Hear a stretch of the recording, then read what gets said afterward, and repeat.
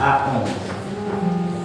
Le thème de ce matin, c'est simplement qui est Dieu? Quelqu'un s'est déjà posé la question de savoir qui est Dieu? Quelqu'un s'est déjà demandé qui est Dieu? On s'est tous posé la question, même si personne ne veut répondre, de savoir qui est Dieu. Qui est Dieu?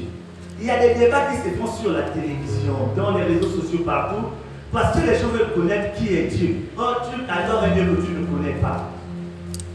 Écoutez, j'ai dit à certains, durant cette semaine, j'ai leur dit que Dieu n'existait pas. Et ils m'ont regardé avec un regard comme si vous dites que je suis en train de blasphémer. Je leur ai dit que Dieu n'existe pas.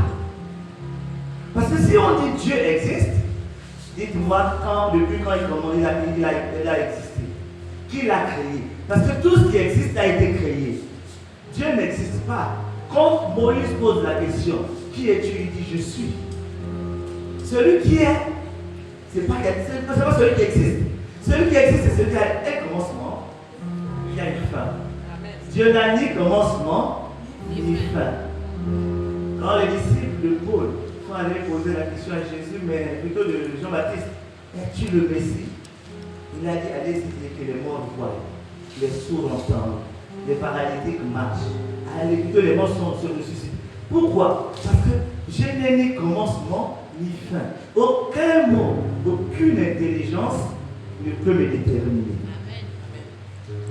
C'est pour cela, Dieu est l'infini. Si quelqu'un a un problème, sache que Dieu, ton problème a un temps. Mais Dieu est infini. Amen. Alors, je laisse un peu ça. Qui a créé l'œuf? D'où vient l'œuf? L'œuf vient d'où? Hein? De la poule, n'est-ce pas? Mais entre l'œuf et la poule, qui est le grand? Parce que pour que l'œuf existe, il faut qu'elle sorte de... Pour la poule existe, il faut qu'elle sorte de l'œuf. Pour que l'œuf existe, il faut qu'elle soit pondue, il faut que l'œuf soit pondu par la poule. Maintenant, qui a été créé le premier? Frère, si tu veux réfléchir sur Dieu, tu vas devenir fou. Voilà Dieu. Tu cherches à comprendre. Tu lis les Écritures, tu fais les débats. Est-ce que tu connais Dieu, toi là? Tu peux te déshabiller, marcher, lui sans te rendre compte parce que tu veux savoir qui il est. On te dit, qui a créé la poule? La poule vient de l'œuf. Qui a créé l'œuf vient de la poule. Mais qui a été créé le premier? Qui a été créé le premier? Ça fait partie des mystères de Dieu. On nous explique que la femme a été créée de la côte de l'homme. Ok. C'est la femme qui a été créée de la côte de l'homme. Mais Dieu crée les êtres humains au même moment. Donc, en vérité, la femme a été créée de la côte de l'homme. Mais d'où vient l'homme? On sait que Jésus vient de Marie. Mais d'où vient l'homme? Quelle que soit la douleur qui te dérange, sois conscient d'une chose.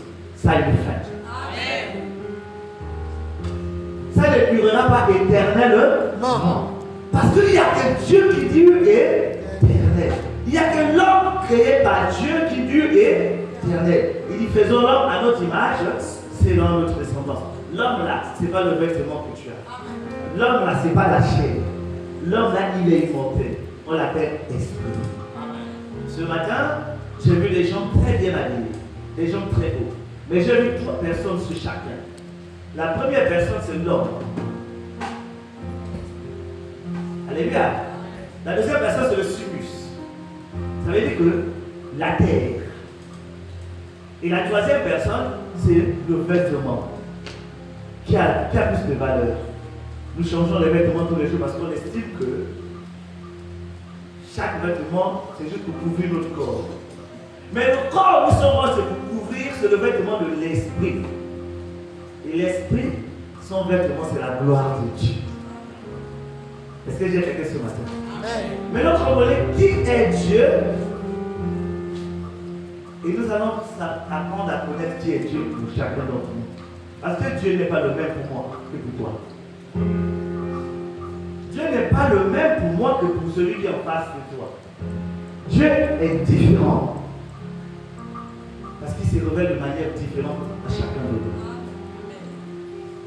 Lisons à partir du verset 9, Apocalypse 4. Et chaque fois que les êtres vivants présentaient leurs adorations, leur hommage et leur reconnaissance à celui qui siège sur le trône,